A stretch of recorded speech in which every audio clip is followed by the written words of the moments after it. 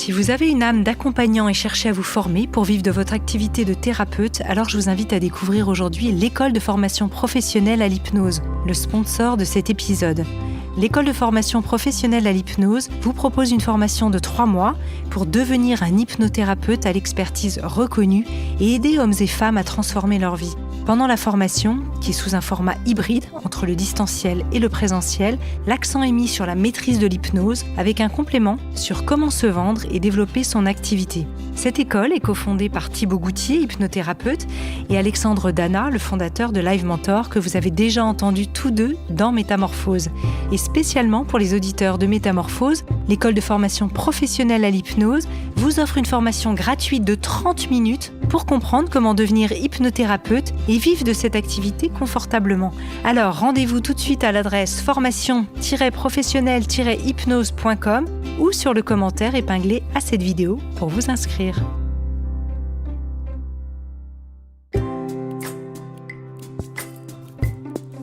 Bienvenue dans notre 5e série Ma santé au naturel, en compagnie du Dr Charrier, médecin généraliste formé à la phytothérapie clinique qu'il enseigne en France et à l'étranger depuis 2003. Il est expert et enseignant en endobiogénie qui favorise une médecine préventive et intégrative plus à l'écoute des patients. Il est aussi cofondateur de l'IEMPI, l'Institut d'endobiogénie, et auteur de ce nouveau livre Mes remèdes phyto au quotidien aux éditions Erol, en partenariat avec Métamorphose, qui est le livre tiré de cette série culte du podcast, pour retrouver tous ses meilleurs conseils de santé au naturel, mais également auteur de ce nouveau livre, Les bienfaits insoupçonnés de l'argile, avec le professeur Michel Rotureau aux éditions Erol également. Alors tous ces conseils de santé ne remplaçant évidemment pas vos consultations et suivis habituels avec votre médecin traitant. Métamorphose, le podcast qui éveille la conscience. La fièvre est souvent considérée comme un symptôme gênant, mais en réalité, elle est un mécanisme de défense important pour l'organisme. Pour mieux la comprendre, savoir comment la gérer, que faire avec la fièvre, on retrouve aujourd'hui évidemment le docteur Jean-Christophe Charrier. Bonjour. Bonjour Anne, bonjour tout le monde. Bonjour à toutes et à tous. Alors aujourd'hui, ce sujet de la fièvre, c'est un sujet que vous aimez bien d'ailleurs. Oui. Je crois. Il nous est déjà arrivé d'en parler hors antenne, notamment quand j'ai eu cet épisode de Covid où vous m'aviez donné pas mal de conseils sur comment gérer la fièvre. Est-ce qu'on sait finalement assez peu de choses encore aujourd'hui sur la fièvre, ou en tout cas même peut-être au niveau du grand public? Est-ce qu'il y a beaucoup d'idées reçues? Alors il y a beaucoup d'idées reçues. Je pense qu'on sait tout sur la fièvre, mais on a oublié beaucoup de choses. Oui, alors on va commencer par le démarrage. Voilà. À quoi ça sert? À quoi ça sert? Pourquoi notre organisme se met à faire de la fièvre, à dépenser de l'énergie pour nous faire monter en température? Ben, tout simplement parce que ça permet, c'est un moyen de défense qui permet de détruire essentiellement les virus. Les bactéries, elles n'aiment pas trop, mais les virus, ils n'aiment pas du tout. Et en montant en température, en fait, on casse l'invasion virale, et c'est un élément important pour lancer aussi tous les processus de la bonne inflammation, celle qui va lancer tous les éléments réparateurs de l'organisme. Donc une fièvre est importante. Elle fait peur aussi. Pourquoi elle fait peur? Parce que les enfants, ils n'ont pas leur système de thermorégulation suffisamment mature, et eux, ils peuvent monter beaucoup trop en température, et quand ça monte trop, ben, ça crée des convulsions. Donc, qui a vu un enfant fébrile convulsé garde en soi une vision craintive de la fièvre, et on a peur de ça. Il y a une autre problématique. C'est mon cas. Enfin, j'ai pas une vision spécialement craintive, mais j'ai vu ma fille, une de mes filles, faire des convulsions. Voilà. C'est vrai que c'est impressionnant. C'est impressionnant, la convulsion. Puis une autre des problématiques de la fièvre, c'est que quand on monte en température, ben on transpire beaucoup et on se déshydrate. Et la déshydratation, c'est ce qui va entraîner parfois la mort des bébés qui se déshydratent très vite, mais aussi des personnes âgées. Donc effectivement, dans les deux extrémités de la vie, la fièvre peut être un problème quand elle est mal gérée, parce que les systèmes de régulation ne fonctionnent pas bien. Mais une fois qu'on est mature, qu'on est bien mûr, et ça arrive quand même assez vite, notre organisme sait gérer la fièvre et ne montera jamais trop haut. Alors, chez les enfants, ce sera à partir de quel âge, justement, le système commence à être mature? Jusqu'à 5-6 ans, on va dire qu'on peut avoir des fragilités et après, on est beaucoup plus tranquille. D'accord. Mais c'est surtout chez les tout petits, jusqu'à 2 ans, où il peut y avoir plus de problématiques.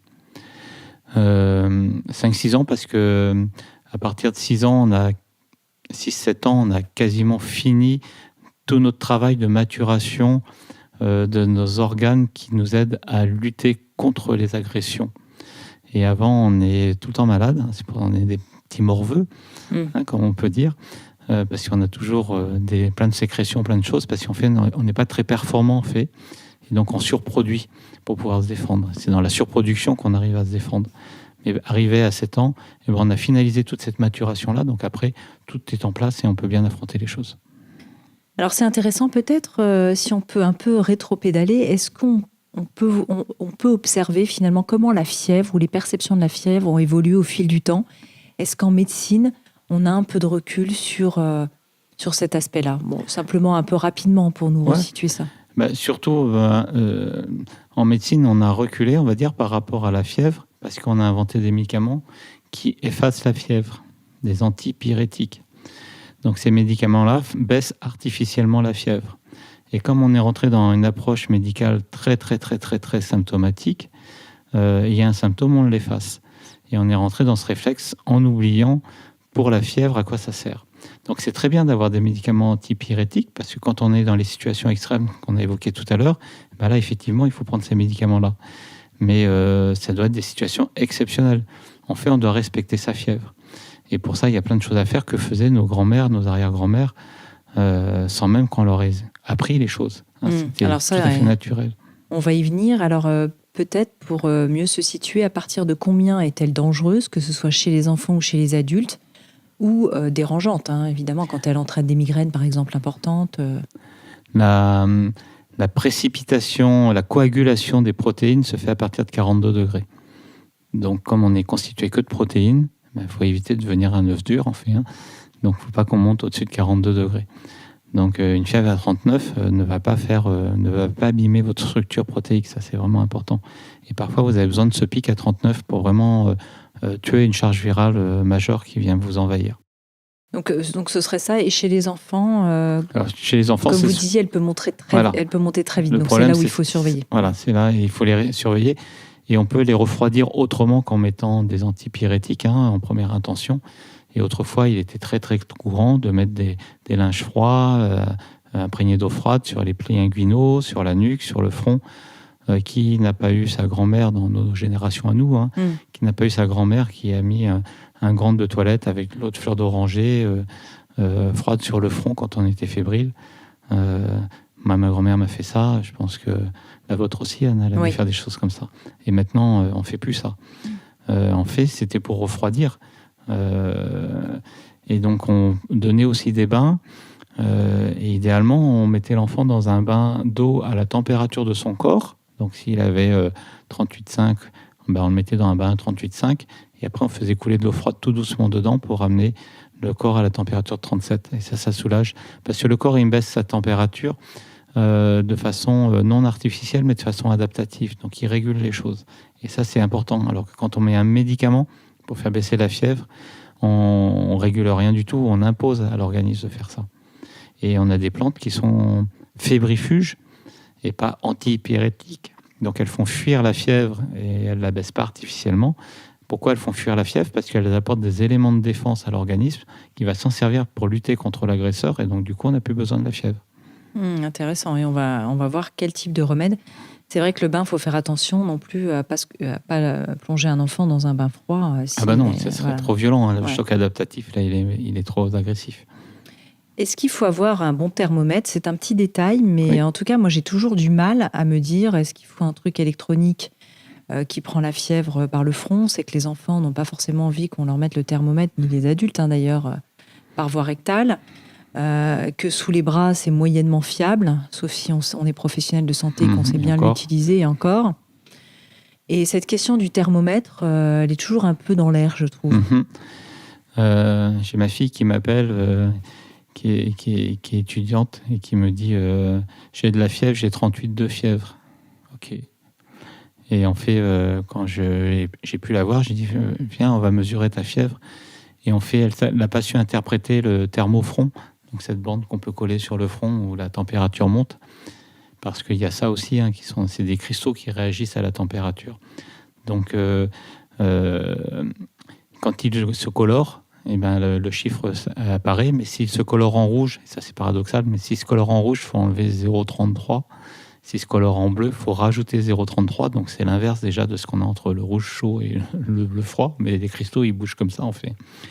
Et donc déjà, elle avait surinterprété simplement un petit fébricule à 37,5, 6, quoi. Donc déjà, c'est l'interprétation des choses. Alors, vous employez le terme de fébricule. Un fébricule, c'est une petite fièvre, c'est ça? Une petite fièvre, une petite montée. Ouais. On monte en température dans la journée. Et la température la plus faible, elle est le matin au réveil. Et en fin de journée, on est plus chaud que le matin, parce qu'on a été actif. Donc il y a on est chaud comme la braise le soir. Pardon? On est chaud comme la braise le soir. Ou comme des lapins, ça dépend. Oui, c'est ça. Parce que le matin, on est plutôt à combien en fait, en général, en température? On est un petit peu en dessous des 37 et on est un petit peu au-dessus des 37 en fin de journée. Et puis, vous connaissez ce film 37-2. Avec Béatrice Dalle. C'est notre génération, ça aussi. 37-2 le matin, normalement, on n'a pas 37-2 le matin. Et quand on est une femme, qu'on a 37-2 le matin, c'est qu'il s'est passé quelque chose dans notre corps et qu'on attend une bonne nouvelle en général. Ah, d'accord. Donc, c'est un autre cas de figure. Alors, revenons quand même sur les thermomètres. Quel est le bon thermomètre pour bien prendre la température? Le bon thermomètre, c'est le thermomètre rectal. Il n'y en a pas d'autre. Parce que là, on a la vraie température. Électronique ou mercure? Alors, l'électronique peut faire défaut. Le mercure, lui, il montera obligatoirement. Alors, les thermomètres au mercure ne sont plus au mercure. Oui. C'est plus du mercure qu'il y a dedans. Non. Et heureusement, parce que c'est très polluant. Et tant qu'on n'avait pas cassé le thermomètre, ça allait. Mais bon, maintenant, il y a un autre liquide dedans. Mais c'est de la loi physique. La température, elle est à un tel niveau. Le liquide, il va se dilater et puis on l'a gradué. La seule erreur qu'on peut avoir dans ces thermomètres, c'est que des fois, la petite barre en verre à l'intérieur du thermomètre en verre, elle s'est parfois désolidarisée, puis elle est un peu tombée. Donc on a une fièvre qui est inférieure, enfin qui est supérieure à celle qu'on mesure. Ça peut arriver sur les vieux thermomètres. Donc normalement, ça ne doit pas arriver, mais autrement, il n'y a pas d'erreur, c'est la meilleure valeur. Tout le restant, c'est que des approximations. D'accord, donc y compris les pistolets qui prennent comme ça directement sur... Si vous sentez fébrile et que vous arrivez dehors, votre front il est froid, vous n'avez pas forcément la bonne température. Si je vous prends la température dans l'oreille, alors qu'il y a un bouchon dans l'oreille, on n'a pas la bonne température. Donc, et puis, si vous en avez acheté avec ce qui s'est passé ces dernières années, parce que maintenant il y en a de plus en plus des thermomètres comme ça, vous avez vite remarqué qu'il y avait souvent des erreurs et qu'on prenait 2-3 fois la température pour vraiment savoir. Donc ces outils sont intéressants parce qu'ils permettent de faire du dépistage rapide quand on sent quelque chose. Et si on a le moindre doute, on doit compléter avec la température rectale pour vraiment confirmer qu'on est en température. Parce que si vous vous sentez fébrile, et on va définir ça tout à l'heure, mais si vous vous sentez fébrile et que vous n'avez pas de température avec ces outils-là, vous ne pouvez pas vous permettre de dire que je n'ai pas de fièvre. Il faut vraiment là prendre la température rectale pour être sûr et certain que vous avez une fièvre ou pas. Alors justement, on va y venir tout de suite, vous venez de le dire. Quels sont les signes de fébrilité? On les connaît plus ou moins tous, c'est-à-dire les frissons, fatigue, pas bien. Courbature. Voilà, je me sens chaud. Qu'est-ce qu'il y a d'autre? Des petits maux de tête, le coup de barre derrière la nuque qu'on peut avoir parfois. Des douleurs dans le bas du dos qui sont très liées aussi aux réactivités des surrénales. Tout ça, c'est les petits signes qu'on peut avoir où on sent qu'on est en pleine attaque virale à ce moment-là et que notre corps réagit. Les bactéries aussi nous font monter en température, mais en général, on monte beaucoup moins haut avec les bactéries. Donc très bien. Et puis évidemment, on a envie de savoir quelles sont les solutions pour accompagner, on va dire ça comme ça, la fièvre, plutôt que justement de l'arrêter, ou alors l'arrêter, mais en lui donnant une autre solution, ce que vous évoquiez tout à l'heure. Oui, parce que la fièvre, elle est là pour lancer tous les processus de l'immunité aussi. Donc si on casse la fièvre de façon artificielle, on bloque une partie de l'efficacité de l'immunité, donc on va aggraver la maladie qui nous envahit. Donc ça, c'est un vrai problème. Donc les solutions, c'est si jamais je suis obligé de mettre un médicament antipyrétique, il faut que je mette derrière une dynamique qui va booster l'immunité du corps, autrement que par la température. Donc il y a des plantes pour ça. Il y a l'échinacée qui est bien connue, qui est une plante qui va améliorer l'immunité. Il y a toutes les plantes adaptogènes qui vont travailler aussi là-dessus. Donc on connaît le ginseng, on connaît le gingembre, on connaît aussi le cassis, la rhodiole, enfin toutes ces plantes-là. L'éleutérocoque, c'est des plantes qui peuvent nous aider à booster cette immunité. Alors, on en choisit une, j'imagine, pas oui, toutes, on fait pas un cocktail. Alors, elles agissent un peu à des niveaux un petit peu différents. Cassis et échinacée, par exemple, ça peut être un bon couple. Ça peut être un bon couple, tout à fait, oui. On peut plutôt en gémeaux ou en teinture mère, là, d'ailleurs? Alors, le cassis, en gémothérapie. Moi, j'utilise toujours le cassis en gémothérapie. Oui, bourgeon, alors. Ouais, en bourgeon. Pour tout ce qui va être gestion et soutien des surrénales, c'est la meilleure forme galénique qui soit, que ce soit en concentré ou que ce soit en dilution. Donc, ce soutien de ces dynamiques est vraiment important, surtout si je mets un médicament antipyrétique. Si je ne mets pas de médicament antipyrétique, mais que je mets des plantes fébrifuges, je vais sélectionner surtout les plantes qui vont aussi avoir une action dynamisante sur l'immunité. Et si en plus elles ont des propriétés qui soutiennent le pancréas, on parle souvent du pancréas quand on fait de la médecine de terrain, si on a des plantes qui soutiennent le pancréas, on va limiter l'état congestif de l'organisme et tout ce qui fabrique ce bouillon de culture dans lequel va vivre la bactérie ou le virus qui nous agresse. Donc pour ça, on a une des meilleures, pour moi, c'est l'aigle moine. La fameuse, dont on parle beaucoup dans nos émissions, Docteur Charrier. Ouais, la fameuse aigre moine. Alors moi, j'en ai des stocks à la maison. Les gens qui reviennent chez moi, qui sont un peu fébriles, ils repartent avec de l'aigre moine. Voilà, tout à fait, ça marche bien. Oui. Et si on peut rajouter aussi un peu de gingembre frais avec cet aigre moine. Si on veut vraiment amplifier l'effet fébrifuge, ça marche très très bien. Donc c'est une tisane qu'on fera et qu'on laissera infuser au minimum 12 minutes, parce qu'autrement c'est une tisane d'agrément, c'est pas ce qu'on cherche. Donc 12 minutes, pas beaucoup plus, parce qu'après on prend des amers qui sont pas très agréables à boire. Et après, c'est pas la peine de rajouter de l'eau froide dedans, la mer sera toujours là. Donc 12 minutes, voilà, top chrono, c'est ce qu'il faut. Dans une eau qui est juste avant l'entrée en ébullition. Il faut être juste en dessous des 100 degrés, donc plutôt du 90-95 degrés pour faire la meilleure des infusions. Et puis, et on laisse donc infuser 12 minutes et on va boire 1 à 3 tasses par jour, voire 1 litre par jour si on est en grand état fébrile. Ce qui est important aussi, c'est que avec la fièvre, on transpire beaucoup, on perd beaucoup de minéraux. Donc c'est bien d'avoir une alimentation hydrique très riche en minéraux. C'est pour ça que nos grands-mères nous donnaient des bouillons. Et l'avantage du bouillon, c'est qu'on mettait aussi le pancréas au repos. Donc on ne surchargeait pas le pancréas. De nos jours, on a plutôt tendance à bourrer nos enfants fébriles avec des steaks et de la purée parce qu'il faut qu'ils se nourrissent, le pauvre petit, pour se défendre. Alors, en fait, c'est la pire des choses qu'on fait parce qu'on augmente son travail et on met de l'énergie sur du digestif alors qu'il a déjà une nécessité à mettre son énergie sur autre chose. Et on a des stocks dans notre corps, donc on peut assumer une journée ou deux de bouillon et de soupe sans dépérir. Alors quand vous parlez de cette boisson remède aigre moine gingembre, c'est vrai qu'on a fait déjà des émissions, et puis en période d'approche de l'automne, approche de l'hiver, etc., immunité, où vous rajoutiez aussi de la cannelle. Alors ça, c'est plutôt avec le citron et la cannelle, auquel je rajoute du thym et des clous de girofle.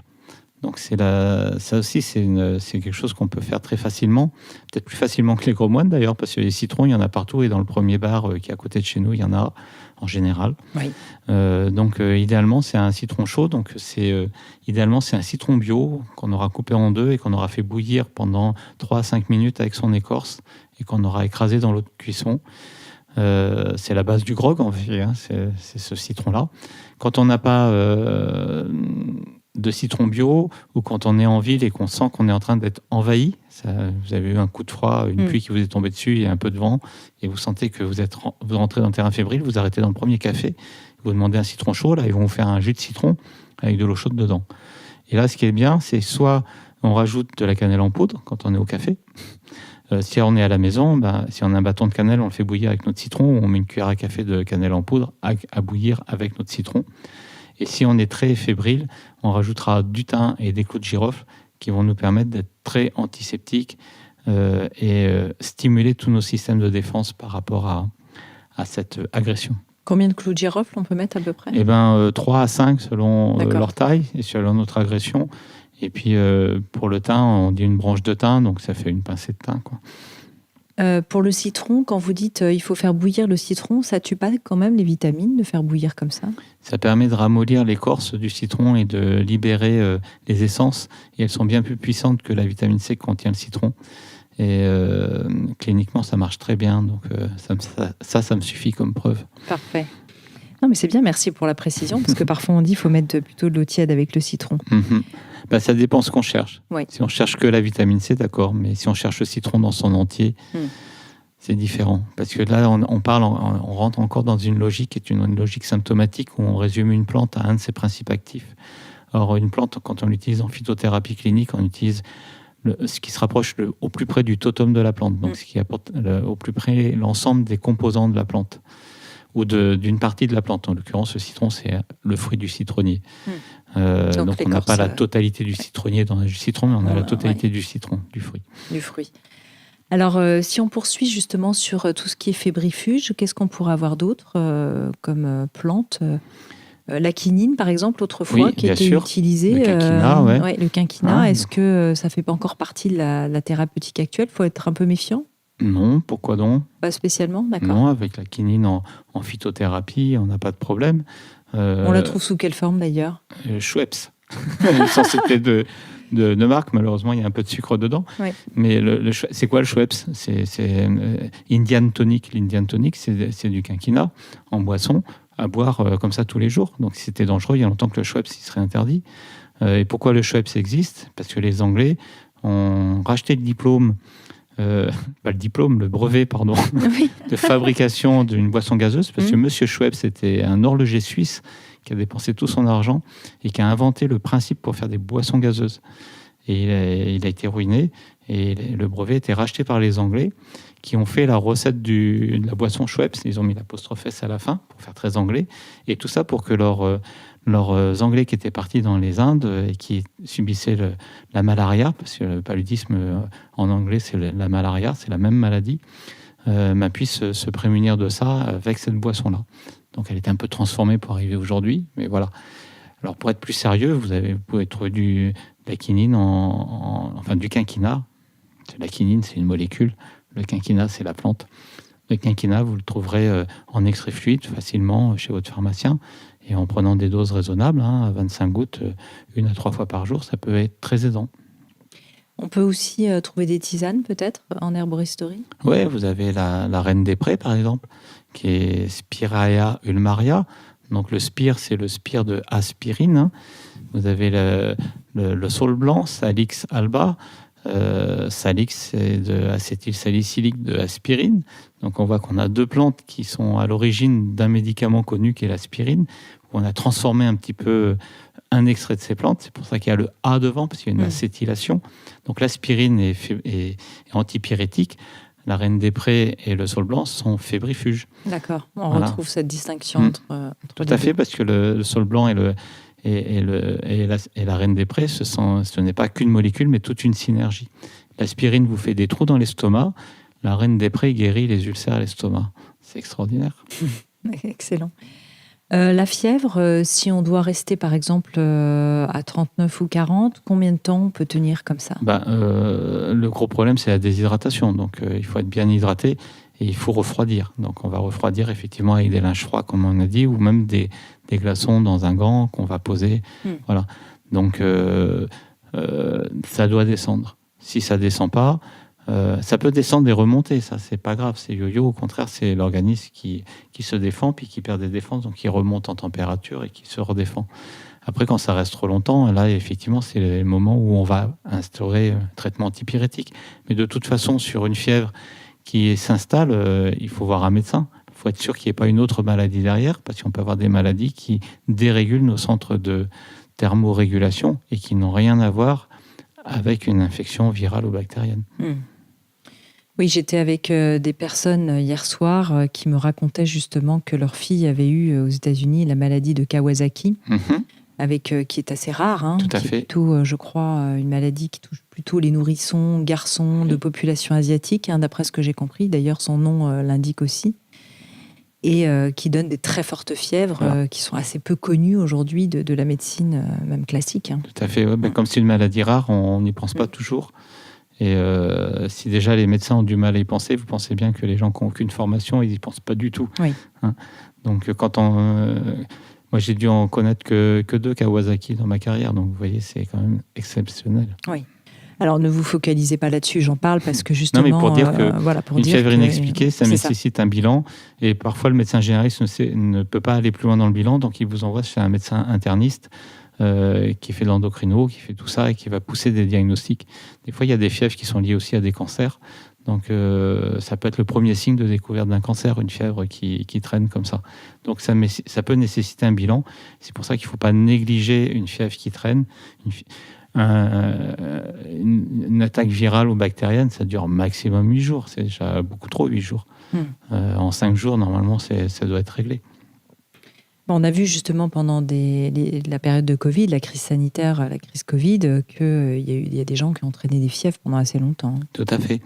Alors après, il y a une partie de la problématique, c'est qu'on a beaucoup consommé d'antipyrétiques dans cette période-là. Et c'est un grand débat, mais on peut en discuter. Moi, je pense que c'était une grande erreur de le mettre en systématique. Et je pense qu'on n'aurait pas eu autant de problématiques de fièvre qui dure s'il n'y avait pas ça. D'ailleurs, moi, mes patients, je n'ai pas eu ce problème avec mes patients. Hein. On ne m'a jamais rappelé pour ce genre de problématique. Donc intéressant, tout ce qui est, quand vous dites antipyrétique, qu'est-ce qu'on met dedans? Donc on met, vous l'avez dit, l'aspirine, évidemment tout ce qui est paracétamol, mais aussi tout ce qui est type ibuprofène. Voilà, des anti-inflammatoires. Voilà, anti-inflammatoires. Peuvent être antipyrétiques parce qu'ils ont une activité anti-inflammatoire. D'accord, donc on les met quand même dans le même... Et beaucoup d'antalgiques sont antipyrétiques parce que c'est très très lié. Et il n'y avait qu'un seul médicament dont j'ai oublié le nom qui était... antalgique non antipyrétique et qui n'existe plus depuis plus de 10 ans, donc c'est plus la peine de retenir le nom du médicament. Que mon grand-père pharmacien a dû connaître à une sûr. Époque. Oui. Et à l'époque, moi je travaillais beaucoup à l'hôpital et je réclamais beaucoup ce médicament-là parce que quand vous masquez une fièvre, vous pouvez masquer des diagnostics aussi. Intéressant. D'autres choses à savoir sur la fièvre ou est-ce qu'on a à peu près fait le tour, en tout cas, pour... Oui, sur quoi on peut... appuyer le discours, c'est qu'il faut garder une bonne hydratation. Il faut avoir une alimentation légère, la moins grasse possible, la moins lourde à digérer possible. Les fruits sont bienvenus dans ces périodes-là. Donc on peut faire, d'abord ça rafraîchit de manger des quartiers de mandarine, un grain de raisin, toutes ces choses-là. Et puis il faut que l'entourage soit vigilant par rapport au fébrile pour justement éviter de voir qu'il commence à devenir un peu incohérent dans ses propos et tout ça. Et là, ça peut être... c'est pas que ça peut, il est indispensable d'appeler le médecin pour savoir ce qui se passe. Et puis une grande vigilance, on a dit, chez les petits. Hein. Tout à fait, bien sûr. Important, notamment de les découvrir aussi quand ils ont de la fièvre. Alors, il ne faut pas faire monter la fièvre en forçant les choses, parce qu'il y a des gens qui font ça aussi en surcouvrant. En disant, il va transpirer un bon coup, non, faut éviter. Ça, c'est pas forcément un bon réflexe. Il faut l'accompagner, c'est ça que j'ai envie de dire. Donc, ça veut dire de la surveillance, ça veut dire tout ça. Il y a les antipyrétiques majeurs, c'est les corticoïdes aussi. Hein. Et donc, on peut, en étant très simpliste, mais gérer toutes les infections avec des antibiotiques et des corticoïdes. On a tout masqué, donc ça va très vite. Mais le problème, c'est qu'on n'a pas du tout aidé notre organisme à se défendre par lui-même. Et au contraire, on a endormi des systèmes de défense. Et donc là, c'est la meilleure façon pour entrer dans la chronicité et être malade tout l'hiver.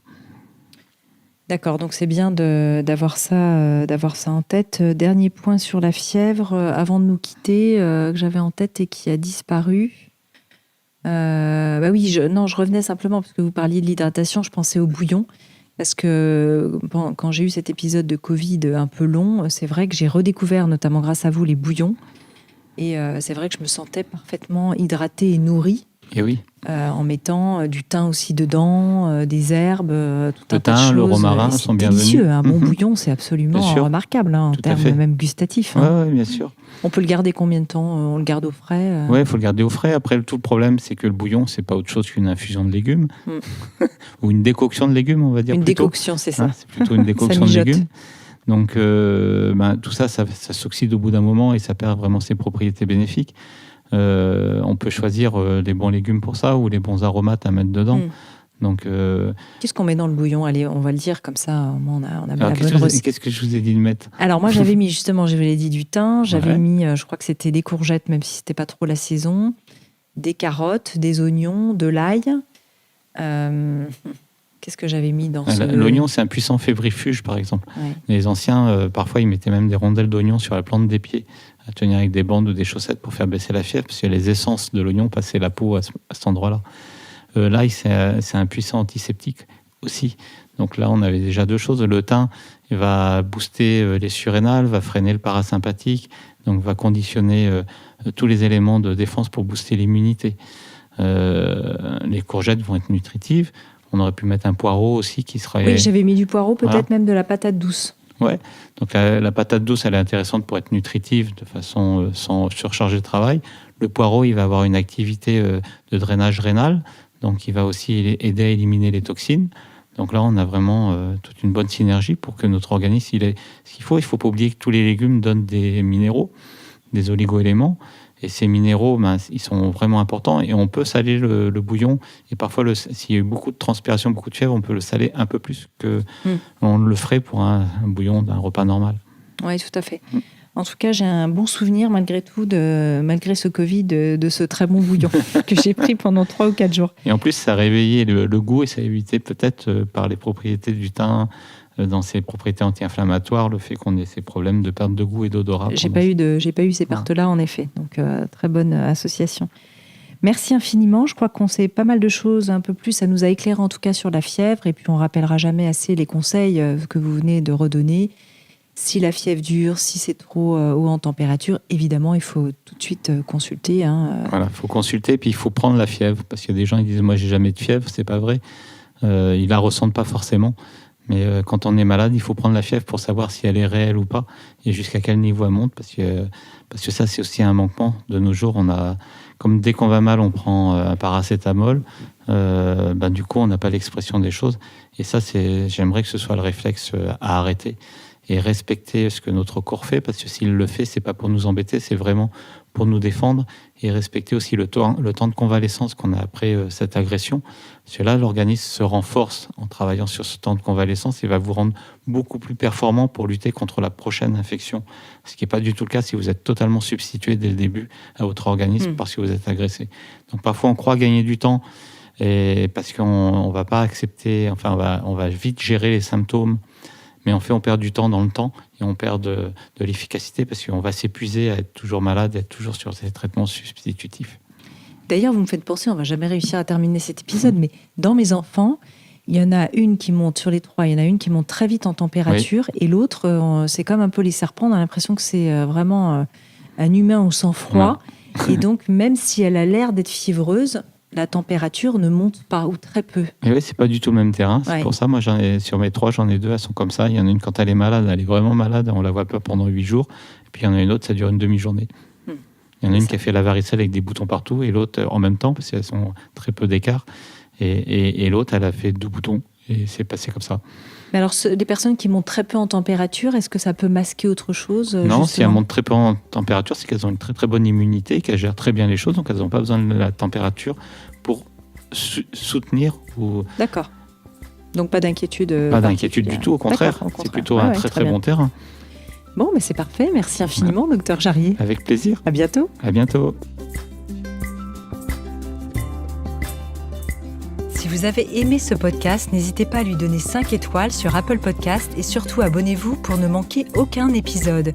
Découvrez mes invités en avant-première sur Instagram à l'adresse Métamorphose Podcast et abonnez-vous aussi gratuitement dès maintenant à la newsletter Métamorphose pour être au courant de nos conférences, ateliers et de nos dernières actualités. Pour ça, rendez-vous sur notre nouveau site www.métamorphosepodcast.com. Métamorphose, le podcast qui éveille la conscience. Par Anne Guéquière, tous les lundis et jeudis, dès 7h.